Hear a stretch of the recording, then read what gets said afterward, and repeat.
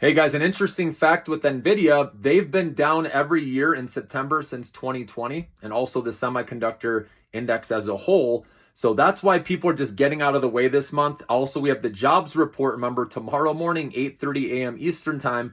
And a lot of people don't want to deal with that, but that's where people that aren't afraid of fear, right, that can buy into it, can see there's an opportunity here, because if jobs just come in around in line with expectations like they usually do, maybe it's a little hotter than expected or a little weaker, that's going to be okay, and stocks should start rebounding, okay?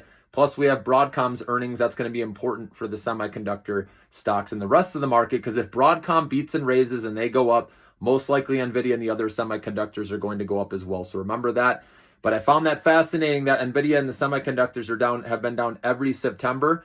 But like I said, if you see the big picture and it can extend your time horizon, this is where the patient investors will get rewarded later this year, buying on this dip. Now, NVIDIA, remember, has a big weighting in the QQQ, and so that's why it's dragged this down. But this is an opportunity, guys. Again, the QQQ is the NASDAQ 100, right? Top tech companies out there, okay? And there's a lot of antitrust regulation or regulators going after these companies right now, including NVIDIA. This is part of the game, guys. Every couple of years they do this. The antitrust regulators, they get paid off, okay, and then they leave them alone for another couple of years.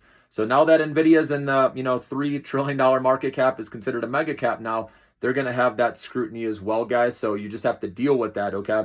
But mark my words, if you have a long-term point of view, this is a great time to be buying the QQQ and NVIDIA, these big caps, okay, because they're leading the way. And like I said, the Google's still cheap, undervalued.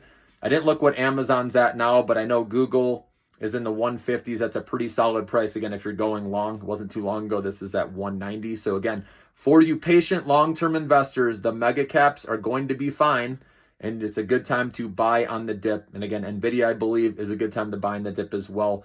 But like I said, you got to, for the short-term traders out there, September is going to be a rocky month. And like I said, the jobs report, if we clear through that okay, then I think stocks can get back on track as we get closer to that interest rate cut September 18th.